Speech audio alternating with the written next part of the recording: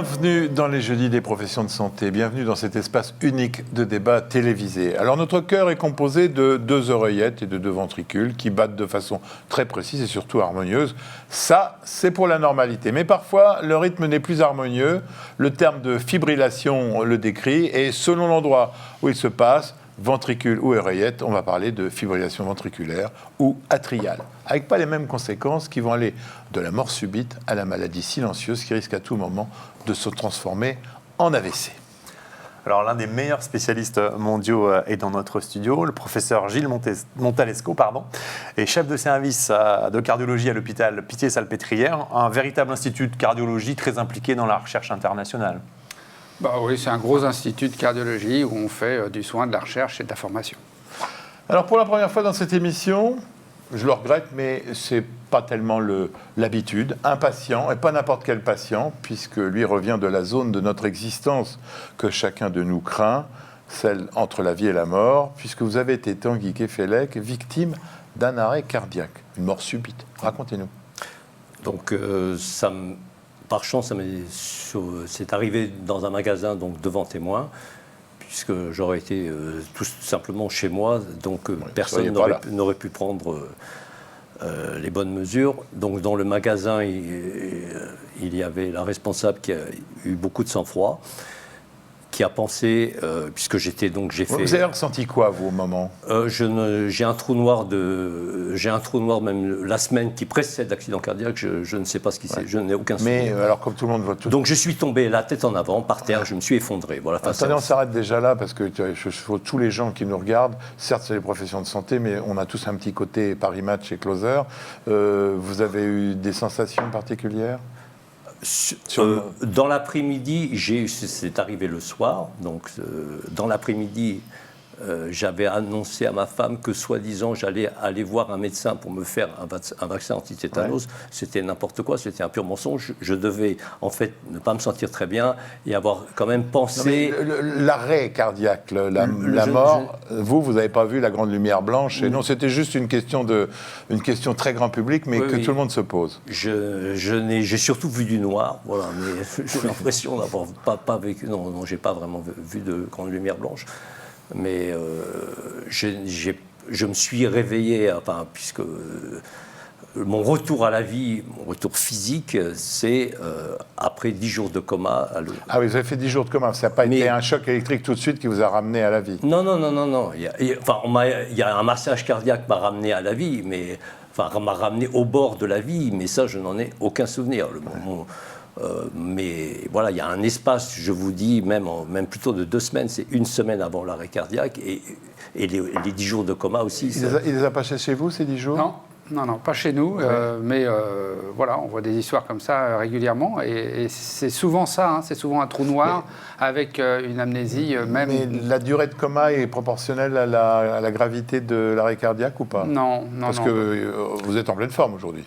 En pleine forme, absolument, et peut-être plus en forme qu'avant, mais je précise, puisqu'il y a parmi ceux qui nous regardent des professionnels, j'ai eu donc l'arrêt cardiaque, ça s'est traduit par, je parle sous l'autorité de Gilles, un haut flow de 5 minutes et un low flow de 10 minutes. C'est des termes très, très techniques, mais bon, les professionnels vont le comprendre. Donc, pour les personnes qui étaient autour de moi dans le magasin, la messe était dite. Plutôt on allait dire la messe, quoi. Ouais. C'est-à-dire que monsieur est mort, quoi. Vous avez eu un massage cardiaque sur place? J'ai eu, oui, bien heureusement, puisque je ne vous l'apprendrai pas. Et il faut une réaction dans les minutes. Gilles, vous n'avez pas eu un défibrillateur immédiat? J'ai eu un massage manuel.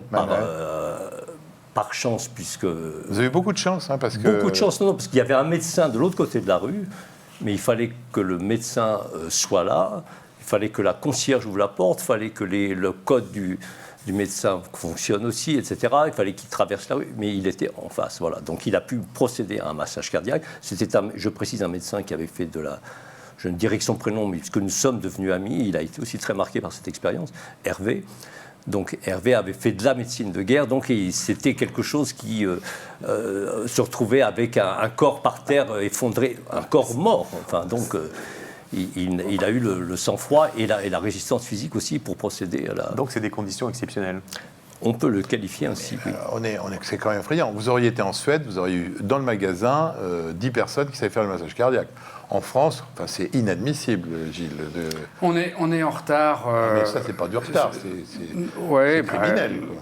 Oui, enfin, je ne sais pas si c'est criminel, mais en tout cas, on est en retard sur les programmes d'éducation, sur l'obligation. Qu'est-ce que fait l'éducation nationale?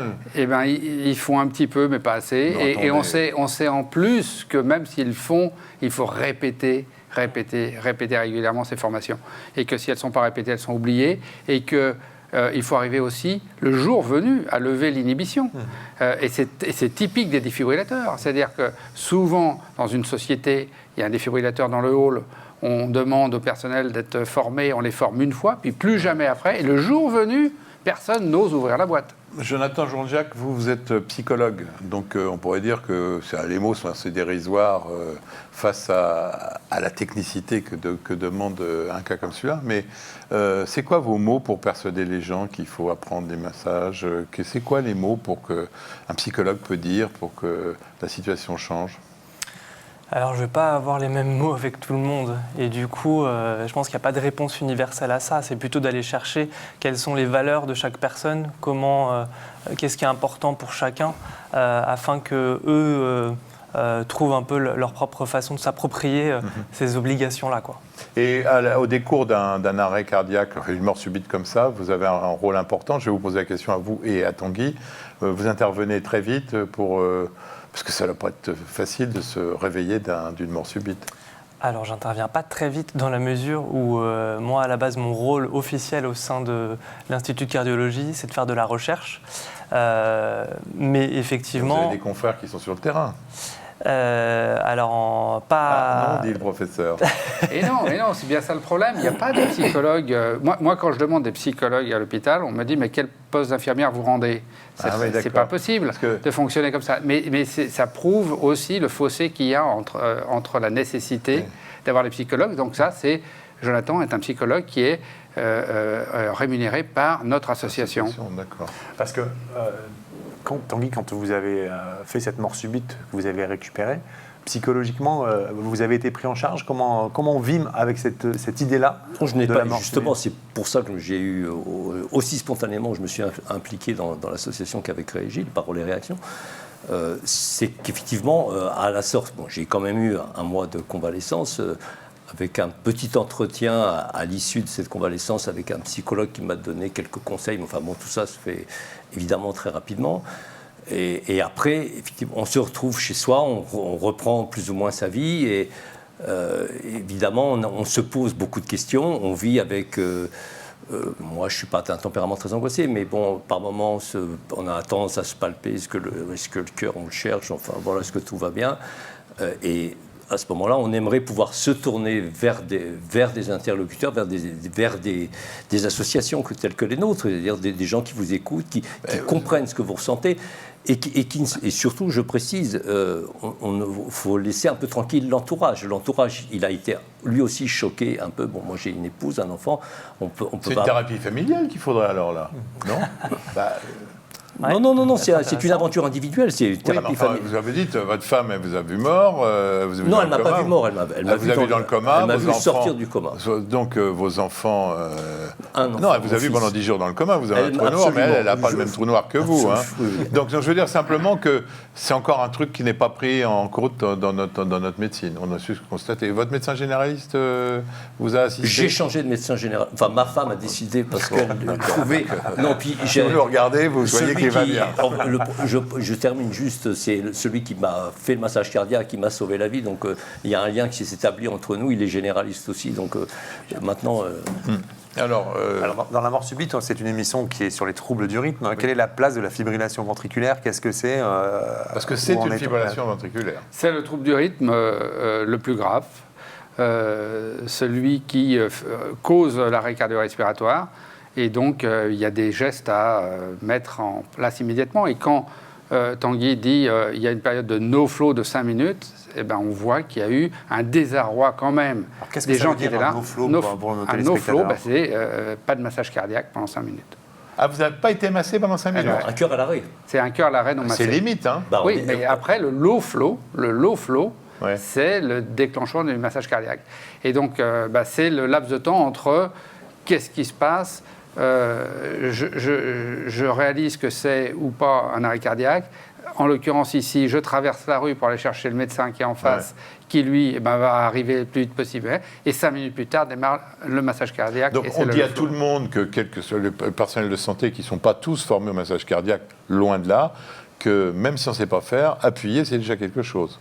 Même un massage cardiaque mal fait, Oui, c'est mal mieux fait, que non, mais pas de donc massage cardiaque. Appuyez là, et puis voilà, en attendant. Oui, enfin, il y a des vidéos partout sur Ouais. Internet pour savoir comment faire. Le défibrillateur qu'on trouve à tous les coins de, pas à tous les coins de rue, mais assez souvent, c'est assez décrié. Vous en pensez quoi, vous? Moi, je pense qu'il ne faut pas décrier les défibrillateurs. C'est un grand progrès. Il n'y en a pas assez. Il n'y en a pas assez. Et surtout, on ne sait pas où ils sont et on ne sait pas les utiliser. Alors, il y a encore une fois des programmes pour les trouver le jour venu, mais c'est quand même dans les lieux publics un outil fantastique pour éviter ça, c'est-à-dire attendre qu'il y ait une équipe de secours qui arrive avec le défibrillateur. On fait quoi? Quelqu'un tombe comme ça, comme Tanguy, on fait d'abord le défibrillateur, on fait d'abord le massage cardiaque, dans quel ordre? Il faut toujours commencer le massage. Non, on masse, on appelle, on se fiche de la ventilation, en gros, Oui, maintenant, oui. et on défibrille. Si le défibrillateur est dans un lieu public à proximité, ça c'est facile. Dans l'ordre. Et sinon ça sera l'équipe de secours qui viendra et qui fera. Je vais vous donner un détail défibrillation. technique. Tout le monde dit qu'il faut faire ça sur le rythme de Staying Alive des Bee Gees, qui à Romorantin n'est pas très populaire. En revanche, le Connemara de Michel Sardou, beaucoup plus populaire, fait le même effet. C'est un petit détail. D'importance.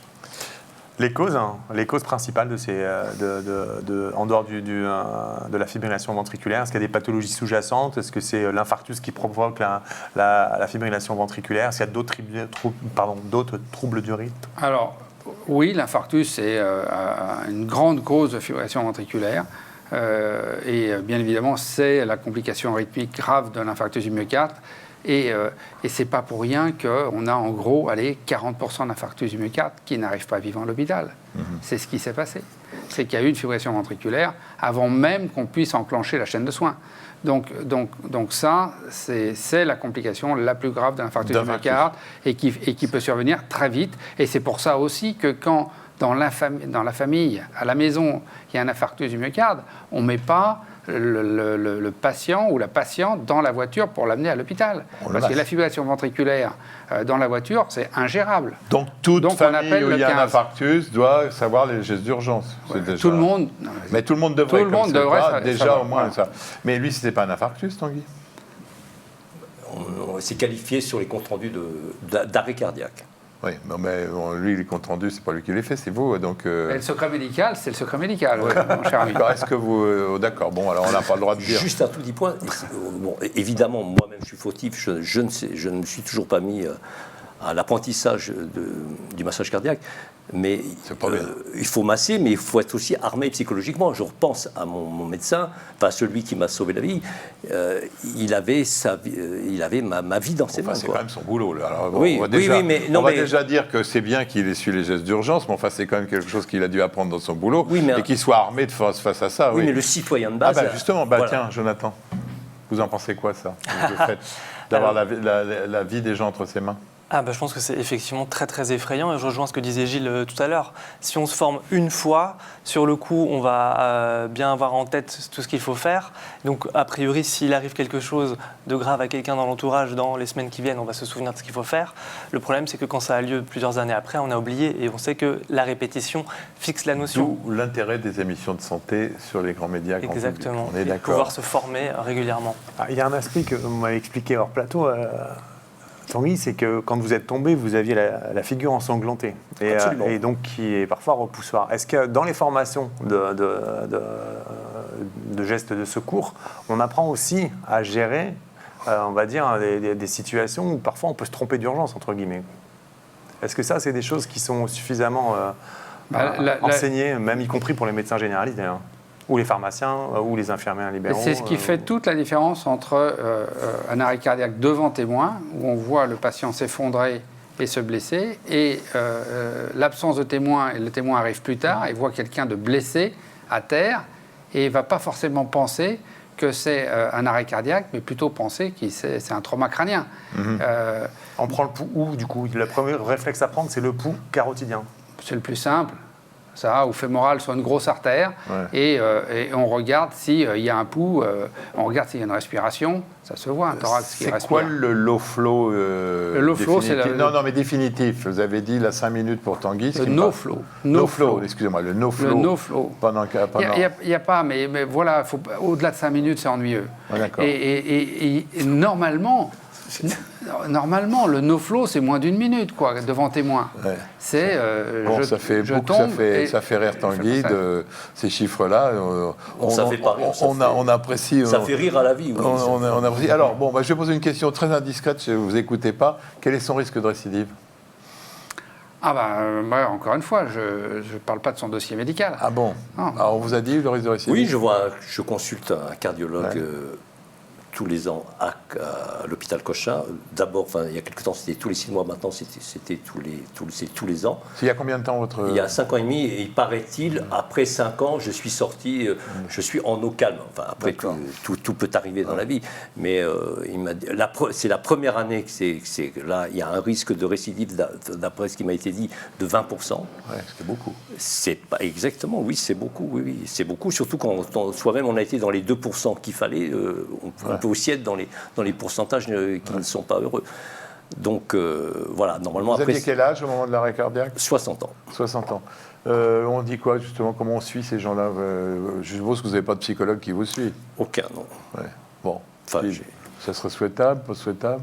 S'il y a un besoin, oui, c'est souhaitable. Je pense que c'est pas forcément lui qui va l'exprimer. Non, mais la consultation de psychologie après un événement comme ça, elle devrait être systématique. En tout cas, la possibilité d'avoir une consultation psychologique. Mais, Tanguy? Oui, non, je confirme la possibilité. Mais après, la demande, il faut qu'elle vienne quand même du patient. J'ai bien compris qu'un défibrillateur externe aurait fait le boulot, mais un défibrillateur interne, pourquoi on ne lui implante pas un défibrillateur qui pourrait faire le travail? Et j'ai pas besoin de défibriller. Enfin, non, mais attendez, là, je veux bien qu'on ne parle pas de votre cas. Non, mais si, d'une manière générale... on ne fait pas ça sur les morts subites, sur tachycardie ventriculaire, on n'a pas tendance à implanter un défibrillateur. Oui, c'est vrai que de plus en plus, on implante des défibrillateurs implantables pour éviter la récidive. Ça dépend aussi d'autres facteurs que l'arrêt cardiaque lui-même, et en particulier de la fonction cardiaque. Et quand la fonction cardiaque est impactée sérieusement, on a une vraie bonne indication au défibrillateur. Voilà, mais c'est vrai que c'est des outils qui marchent très bien pour la récidive. Moi, j'ai un conseil à vous donner. Il ne veut pas parler de votre cas clinique. Vous n'avez pas de ça. Je vais vous donner son numéro de téléphone et vous allez consulter le professeur Gilles Montalesco qui peut-être aura une autre vision de votre dossier. Ça s'arrêtera là, mon intervention. Une dernière question. Traitements préventifs sur la fibrillation ventriculaire? En dehors du défibrillateur? Eh bien, il y a des médicaments qui, comme les bêta-bloquants, sont des bons médicaments anti-arythmiques. Médicaments contre le cholestérol, si c'était le cas, et ainsi de suite. Oui, pas contre le trouble du rythme, mais contre la maladie sous-jacente qui est la maladie coronaire. Voilà. Bon, on va quitter votre exemple particulier, Tanguy, en vous remerciant d'avoir témoigné avec autant de... J'en étais très heureux. Ben oui, mais on vous reviendrait, il n'y a pas de souci. On va changer de localisation, on va parler maintenant de la fibrillation atriale. Alors atriale, là, on est monté d'un étage, c'est les oreillettes qui se conduisent pas bien. Oui, c'est l'étage au-dessus. L'oreillette, l'avantage, c'est quand elle fibrille, ça va avoir pour conséquence une contraction de l'oreillette qui disparaît et donc un remplissage du ventricule gauche qui disparaît. Mais ça ne met pas immédiatement en jeu la vie du patient. Combien de gens en France? 660 000. 660 000. Voilà. La minute où on parle. Il y a 660 000 patients en fibrillation auriculaire en France. C'est un chiffre à peu près fiable et qui va augmenter. Alors, contrairement à la fibrillation ventriculaire, les symptômes sont très variés et même parfois il n'y en a pas, je crois. Voilà, donc ça peut être des palpitations, de l'essoufflement, des gènes thoraciques ou rien du tout. En particulier quand la fibrillation est associée à un rythme cardiaque qui est relativement lent, 70 par minute, eh bien le patient peut ne rien ressentir. Souvent, ce que les patients ressentent, c'est l'accélération du rythme quand ils l'ont. Des palpitations? Des palpitations ou un inconfort ou une gêne. Et donc là, ils peuvent être amenés à consulter. Mais malheureusement, il y a des patients qui peuvent passer des mois, des années en fibrillation auriculaire sans être diagnostiqués. Sans alerte, du coup, qu'est-ce que vous préconisez pour qu'on puisse traiter correctement, puisque c'est pas sans conséquence la fibrillation auriculaire? Non, c'est pas sans conséquence, parce que le risque d'être en fibrillation auriculaire non traitée, parce que non diagnostiquée, c'est quand même l'accident vasculaire cérébral, les embolies d'une manière générale, puisque l'oreillette ne se contracte plus, il y a une stase sanguine, ça caillote dans l'oreillette et en particulier dans l'auricule gauche, et puis le caillot sort des chambres cardiaques, arrive dans l'aorte, et là, le caillot a le choix de partir dans une coronaire, dans une carotide, dans une rénale, dans une jambe, etc. Et donc, donnez-nous les chiffres quand même. La mortalité est plus importante chez ces patients? La mortalité est doublée chez un patient en fibrillation auriculaire. Doublé. Et les AVC? On estime que 30% des AVC sont d'origine arythmique. Voilà. C'est des chiffres, on peut s'arrêter quelques secondes. C'est quand même pas des petits chiffres. Ah non. C'est qui se traduisent en peut-être mortalité, mais aussi handicap. On sait que l'AVC, on n'en meurt pas forcément. Première cause de handicap acquis mais des en gros France, handicaps. Donc c'est un vrai problème de santé publique que vous êtes en train de nous décrire là. Ben oui, c'est pour ça qu'on a fait au mois de décembre la première journée nationale de la fibrillation auriculaire pour apprendre aux gens, aux médecins, au public à prendre le pouls, avoir éventuellement des moyens de détection sur leur smartphone, à consulter.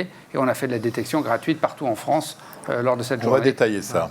Donc, ce que vous nous dites, c'est que le diagnostic est à faire le plus tôt possible par les soignants, médecins, pharmaciens, mais aussi par les patients.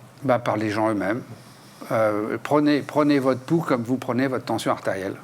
Et quand vous avez un symptôme, regardez si à votre pouls, là, c'est rapide, première question, c'est régulier, deuxième question.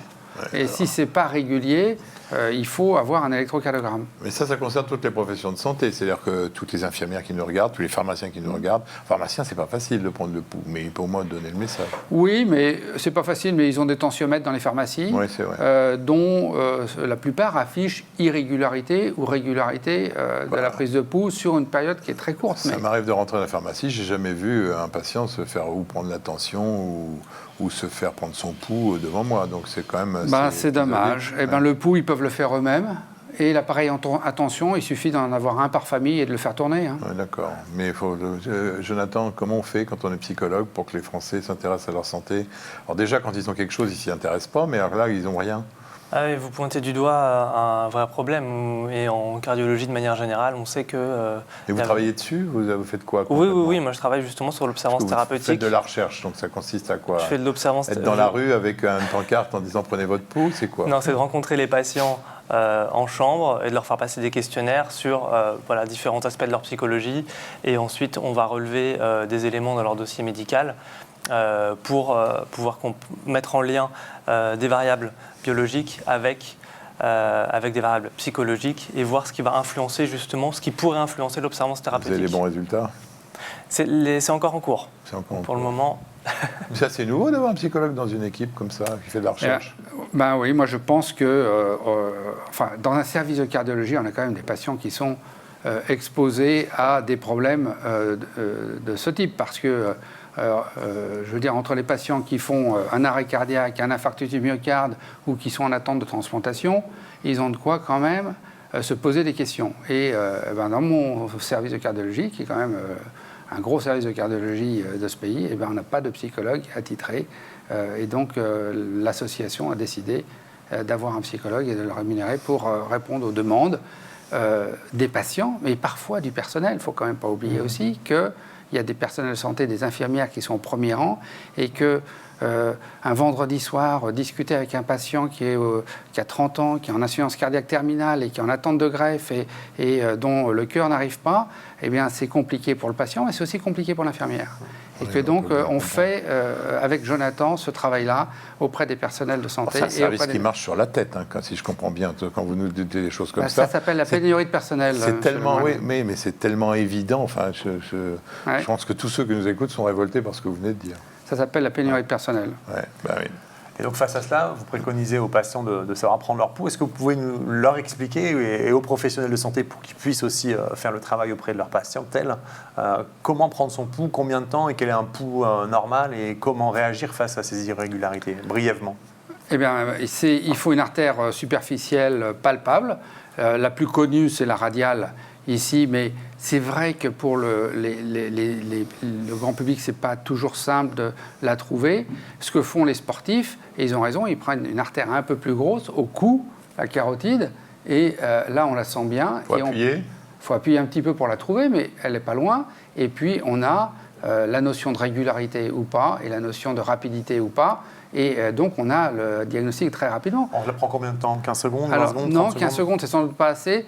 1 minute, c'est parfait. 1 minute, c'est souvent long. C'est vécu comme un temps long. 30 secondes, c'est bien. En comptant, en regardant sa montre, quoi. Voilà. Pendant 30 secondes, Donc, il faut que le rythme soit régulier, et entre 60 et 80. Voilà, entre 60 et 90, c'est des fréquences cardiaques tout à fait normales. Et si c'est régulier, ça va. Maintenant, si on vient de courir, eh ben on sera peut-être à 110 de manière régulière, et c'est normal. Et si c'est irrégulier, on va voir son médecin traitant. Alors, si c'est irrégulier, il faut un électrocardiogramme. Il faut un électrocardiogramme d'une manière ou d'une autre. On va tout de suite chez le cardiologue alors, parce que tous les médecins ne font pas des électrocardiogrammes. Oui, ou vous avez un smartphone qui permet d'enregistrer l'électrocardiogramme avec 2 électrodes ou une montre connectée. Et c'est l'avantage quand même. On va parler oui, quelques mais c'est secondes l'avantage de ça. ces objets. Vous êtes 3, vous pouvez chacun vous montrer votre montre. Bon, alors Tanguy, évidemment, lui, a décidé de vivre une vie. Je ne sais pas si c'est votre arrêt cardiaque qui vous a... Non, c'est une vie confiante, c'est tout. Ouais, d'accord. Bon, il est confiant, hein. Ouais, On va c'est vous bien. dire, hein, bon. Vous avez une montre... Classique. Oui, bon, c'est une montre pour quelqu'un de votre âge, mais très élégante, mais qui vous donne l'heure, c'est tout. C'est tout. Les bons jours. Et le cardiologue? Ah, moi, j'ai une montre connectée, voilà. Donc c'est quand même important, ça. Bon, lui, il est un peu jeune, Jonathan, pour avoir une montre connectée ou pas. Oui ou non, parce que le repas familial du dimanche midi, il pourrait avoir une montre connectée, la faire tourner autour de la Il table. était un peu psychologue avec sa famille. Voilà. Hein? Et peut-être que la grand-mère, elle serait en fibrillation auriculaire et il le saurait. Ben, vous avez le cadeau de Noël, hein. C'est un peu passé, mais bon. Donc vous avez une montre et vous êtes très favorable à ces montres, y compris celles qui maintenant réalisent même des électrocardiogrammes. Oui, mais montres, ou même si on a une montre, on préfère une montre élégante, on peut avoir un smartphone avec 2 électrodes, ça s'appelle le système LifeCore Cardia par exemple, et ça donne de très bons électrocardiogrammes. Et là aussi, vous pouvez avoir une trace. Alors l'avantage, c'est quoi? C'est que c'est quasiment un holter permanent, hein, puisque le patient se sent pas bien ou a quelque chose, hop, il enregistre l'électro et il pourra le lendemain ou le surlendemain le montrer à son médecin. Ouais, Autrement, parce que le lendemain, tout va bien, hein, et donc le diagnostic, il n'est pas fait. Montre élégante, hein, je vous la montre, c'est une montre qu'un jeune comme vous peut avoir, et en plus qui donne tout ça. Vous avez une montre qui prend les... Non, vous Pas êtes... sur moi, mais j'en ai une. Oui, d'accord, d'en avoir une à la maison, c'est... Je ne porte pas tous les jours. Bon, ben oui, mais à partir de maintenant, je ne veux plus vous voir faire une émission sans cette montre. Je vais vous l'offrir. Non, mais pour les gens qui nous écoutent, et il y a beaucoup de gens qui conseillent, que ce soit les pharmaciens encore, toutes les professions de santé, c'est un message qu'ils peuvent maintenant diffuser. Achetez-vous une montre comme ça, c'est pas un gadget. Et à défaut, prenez votre pouls. Vous voulez parler, Tanguy? Je vous voyais. Juste un tout petit point technique, puisqu'on se posait la question tout à l'heure. Un infarctus, l'arrêt cardiaque n'est pas forcément un infarctus. Non. Ouais, non. Voilà. Ah oui, bien sûr. Oui, C'est on souvent n'a pas le droit. l'infarctus. Vous avez remarqué, on n'a pas le droit d'aller dans votre dossier médical, donc on ne saura pas. Donc je n'ai pas fait un infarctus. Ah, mais je ne veux ne pas parle vous dire, pas. je ne faut prendre rendez-vous. Je devrais le savoir. Enfin, Bon, qu'est-ce qu'on fait après, hein? Et une fois que le diagnostic est fait, oui, c'est ça, on a le rythme cardiaque qui est irrégulier, alors soit on se l'autodétecte, soit on est chez le pharmacien, on va chez le médecin traitant, mais qui n'est pas forcément l'endroit où les électrocardiogrammes sont les plus faits. On va chez le cardiologue ensuite pour faire quoi? Quel est le schéma que vous préconisez? Sur une suspicion de fibrillation atriale, il faut aller rendre visite au cardiologue. Et il y a un bilan à faire qui va être un examen clinique, un électrocardiogramme, une échographie cardiaque, une prise de sang. Alors ce qui est étonnant, c'est que je ne crois pas que ça soit une spécialité dite dans l'accès direct, le cardiologue. Il faut forcément passer par son médecin traitant pour pouvoir accéder à des remboursements. Donc aujourd'hui, le parcours de soins ne serait pas forcément le plus judicieux par rapport aux bonnes recommandations. Oui, mais c'est pas illogique de voir son médecin référent, de lui dire, écoutez, quand je prends mon pouls, c'est pas régulier, c'est bizarre, je me sens pas bien. Merci d'avoir oublié de me le prendre. Voilà, je me suis enregistré, regardez le tracé, c'est quand même bizarre, ça me paraît pas normal, c'est pas comme avant. Et il va vous adresser au cardiologue. Enfin, là, vous décrivez un type qui vient dire à son médecin, voilà ce que j'ai, maintenant faites-moi un papier pour que j'aille voir quelqu'un qui le vérifie. Oui, mais être en bonne santé, c'est aussi prendre soin de sa santé soi-même. Déjà, commencer par avoir quelques notions. Et la prévention commence à la maison. Elle ne commence pas dans le cabinet médical. Donc le cardiologue fait tous les examens, renvoie au médecin généraliste qui, lui, va faire la prescription. Avec un diagnostic et des médicaments à prendre. Quels médicaments? Alors, ça sera, si c'est une arythmie qui est permanente, il faudra de toute manière des anticoagulants. Le diagnostic est fait. Il faudra éviter l'accident vasculaire cérébral. Ce sera des anticoagulants à prendre tous les jours. Et puis, si c'est un premier épisode, on va essayer de ramener le patient, s'il n'est pas déjà revenu, en rythme sinusal, c'est-à-dire un rythme régulier. Alors, vous savez que toutes les infirmières qui nous regardent et tous les biologistes qui nous regardent vous en veulent terriblement. Dommage. Mais vous savez pourquoi? Parce que grâce aux nouveaux anticoagulants, il n'y a plus de prise de sang hebdomadaire et plus de dosage. D'ailleurs, c'était un frein au début pour l'arrivée de ces médicaments-là. Là, je redeviens sérieux une minute. Il y a eu une espèce de lobbying qui s'est fait, pas des infirmières d'ailleurs, mais plus des biologistes, contre ces médicaments. Oui, mais on n'arrête pas le progrès. Et en l'occurrence, ces médicaments sont plus efficaces à la fois en efficacité et en sécurité d'emploi. Il n'y a pas photo, c'est plus facile pour les patients, c'est plus facile pour les docteurs et c'est plus efficace. Donc acte. Pour les infirmières qui faisaient ces prises de sang pour vérifier que l'anticoagulation se faisait bien, là maintenant, elles feront des prises de sang pour autre chose. Oui, non, mais c'est un comprimé, c'est juste un comprimé sans surveillance. Pour la créatinine qu'il faut surveiller chez ces patients-là. Pourquoi il faut surveiller la créatinine? Fonction rénale. Quand la fonction rénale est trop basse, ces médicaments ne peuvent pas être prescrits ou les doses doivent être ajustées. Alors, si on a des anticoagulants comme ça, donc qu'on ne contrôle plus, il peut arriver des accidents de la vie, on l'a vu pour Tanguy, mais là, ça peut être un accident de la route, ça peut être une intervention chirurgicale urgente, ça peut être un dentiste qui va vous arracher une dent. Qu'est-ce qui se passe quand on est sous ces anticoagulants-là? Premièrement, il y a un tout petit peu de bon sens et d'éducation. Quand on est sous anticoagulants oraux, on ne fait pas des sports de contact, on arrête le rugby, on se met au golf. On ne saute pas en parachute. Et si il y a besoin d'une intervention, on sait parfaitement gérer une intervention programmée sous anticoagulant, avec un arrêt avant, une reprise après. Et si c'est une urgence, on sait aussi gérer cela avec des antidotes s'il y a besoin ou des médicaments adéquats. Cas particulier qui m'intéresse en tant que père d'une jeune femme enceinte sous anticoagulant. Quel anticoagulant on donne à la femme enceinte? On arrête les nouveaux anticoagulants pour donner des sous-injections ou pas?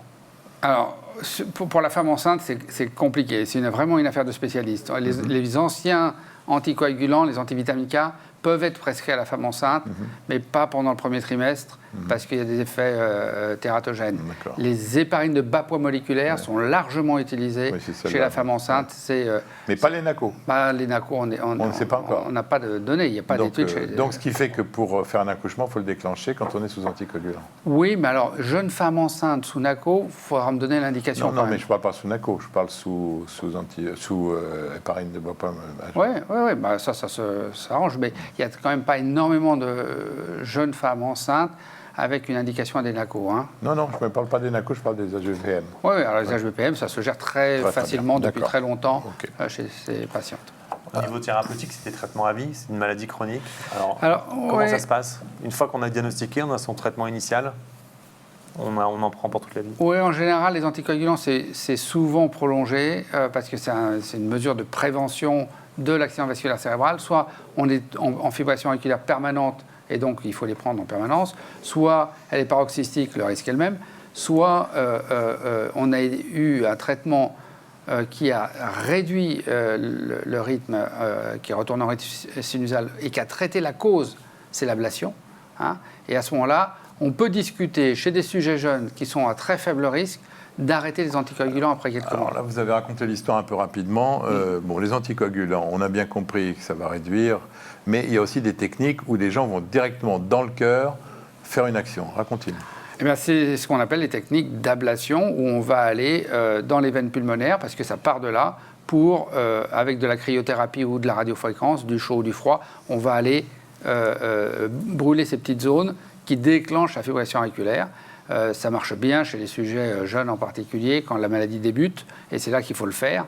Et ces patients, ils peuvent rester ensuite des années sans revenir en fibrillation auriculaire, et donc il n'y a pas de légitimité à les laisser sous anticoagulants s'ils ont un score. Ah, vous arrêtez carrément les anticoagulants Chez ceux qui ont, ça dépend de leur risque et qui se calcule avec un score qui s'appelle le CHA2-VASc. Ouais. C'est le score est bas, de quoi peu importe, mais le Oui, nom dedans, du score. on va chercher quoi? Mais c'est une affaire de cardiologue. C'est une affaire de cardiologue. Voilà, et si ce score est très bas, eh bien, on peut se passer d'anticoagulants. Alors, on va se remettre du côté de l'assurance maladie. Les anticoagulants coûtent cher. L'intervention doit avoir un certain coût. Mais au final, on n'aurait pas intérêt à faire ça à tout le monde, cette intervention? On l'a fait de plus en plus parce que c'est une intervention qui se fait assez facilement, qui marche bien. Surtout au début de la maladie. Enfin, parfois, on fait faire retourner, refaire l'intervention. Il faut parfois 2 fois pour le faire. Mais ça marche bien et c'est quand même un moyen de limiter les symptômes des patients. Les patients qui sont très symptomatiques. Non, mais même là, l'étude économique doit certainement aller dans le sens de... Oui, puis il y a des patients qui n'aiment pas prendre des anticoagulants. Oui, bien sûr, non, mais en dehors de ça. Voilà. Vous avez même mieux que ça, vous avez le petit bouchon qu'on va mettre directement. Alors, ce n'est pas les mêmes patients. Au début de la maladie, c'est plutôt l'ablation qui va traiter la cause. L'ablation, c'est donc aller mettre le froid ou le froid ou le chaud, on traite la cause. Et puis, la fermeture de l'auricule gauche, c'est plutôt à la fin de la vie, quand on a plus de 80 ans et puis quand les anticoagulants, on ne peut plus les prendre parce qu'on n'arrête pas de se casser la figure et qu'on fait l'hématome suddural ou autre chose, eh bien, on ne peut pas prendre les anticoagulants, on a la fibrillation auriculaire, on n'a pas la prévention, et donc on va mettre un petit bouchon dans l'auricule gauche pour éviter que les caillots partent dans le cerveau. Et donc ça se fait... Ça n'aurait pas intérêt de le faire aussi chez les jeunes? Pourquoi que chez les vieux? Eh bien, en France, on n'a pas l'indication pour ça, pour des raisons économiques, mais aux États-Unis, ça se fait. Ah oui, d'accord. Encore un autre... Il y a pas mal de problèmes dans la fibrillation auriculaire. C'est pour ça qu'on a des spécialistes. Oui, non, mais je suis d'accord. Je ne parle pas de problèmes médicaux, de problèmes politiques de santé. Ah oui, oui. Alors l'espérance de vie augmente, la société vieillit, le nombre de malades va croître, vraisemblablement. On en est où de la recherche pour traiter ce problème de santé publique, finalement? La recherche sur la fibrillation auriculaire, elle est plutôt importante parce que c'est une maladie fréquente et qu'on a vu une explosion des progrès techniques pour traiter cette maladie. On en a cité 2 là, mais il y a d'autres choses qui se passent. Et puis, il y a les progrès aussi sur les traitements anticoagulants, parce que là, on parle de ces fameux anticoagulants directs qui n'ont pas besoin de prise de sang, mais il faut savoir qu'il y a d'autres générations d'anticoagulants qui arrivent derrière, qui ont d'autres avantages et qui se feront jour. Donc, et c'est quoi les voies de recherche nouvelles? L'idée, par exemple, des anticoagulants, c'est d'avoir un jour un anticoagulant qui, en effet, va prévenir les thromboses sans exposer au risque hémorragique. Et ça fait longtemps qu'on le cherche, mais là... l'argent du beurre, mais bon... c'est ça, non mais ça fait longtemps qu'on le recherche, mais vous qui êtes évidemment dans tout ce qui se fait, ça arrive ou Oui, ça arrive, parce que c'est déjà ce qu'on a avec la nouvelle génération. On a moins d'hémorragie qu'avant. Et par exemple, l'hémorragie la plus grave qui soit pour un patient sous anticoagulant, c'est l'hémorragie intracrânienne. Et bien, cette hémorragie intracrânienne, elle a diminué de plus de 50% avec les nouveaux anticoagulants. Ce qui est quand même colossal. Ouais. Bon, on arrive à la fin de cette émission, on va conclure, mais on va déjà vous remercier, Tanguy. C'est important de témoigner? C'est même primordial. Parce que j'ai eu une expérience que j'ai maintenant... Il m'a été donné quelque chose, j'ai envie de le restituer. En tout cas, vous le faites très bien et vous reviendrez dans cette émission. Bon, on a bien compris pour vous que c'est la recherche, vous êtes chercheur, mais... Pas que. Je suis chercheur et clinicien, j'ai la double casquette. Voilà, bon, mais on a compris aussi que c'était essentiel et on vous remercie d'avoir témoigné. Gilles, vous voulez dire un mot à tous ceux qui nous regardent? Oui, écoutez, remettons à la mode la prise de pouls parce que c'est quand même le meilleur moyen à disposition qui ne coûte rien de dépister la fibrillation auriculaire avant l'accident vasculaire cérébral. Bon, et ça c'est important pour tous ceux qui nous regardent. Pas de panique parce qu'on peut traiter. Et en revanche, il ne faut pas passer à côté parce que les conséquences sont importantes. Un petit mot d'Action Cœur et de votre association de patients. Moi, je suis très fier d'être à l'origine depuis 2 décennies d'Action Cœur. qui a pour mission de faire ce qu'on ne peut pas faire à l'hôpital, qui est centré sur ses missions de soins. Donc, une grosse activité de recherche avec 150 centres de cardiologie en France et un vrai beau réseau. Et on fait des recherches qui sont publiées dans les meilleurs journaux internationaux. C'est une association de patients dont Tanguy est le parrain, qui est extrêmement active, qui envoie des newsletters aux patients tous les mois, qui fait des séances de yoga pour lever l'anxiété, qui fait des séances de psychologie pour les patients, qui fait des ateliers de nutrition, j'en passe, c'est les meilleurs. Plus les visites de musées avec lesquelles on a des conventions qui sont gratuites. Et puis c'est aussi de la formation, parce que l'hôpital soigne, mais n'a pas beaucoup le temps pour former ses personnels, et donc on fait ça pour les médecins et les infirmiers. On a compris dans tout votre discours que all you need is money. Apparemment, vous manquez de moyens, donc tous ceux qui veulent donner peuvent donner à cette allez sur le site d'Action Cœur, et il y a la possibilité de donner en ligne avec des clics. Et puis s'il y a des mécènes qui viennent chez nous, et puis sachez aussi que nous allons faire de la prévention cardiovasculaire dans les grandes entreprises de ce pays.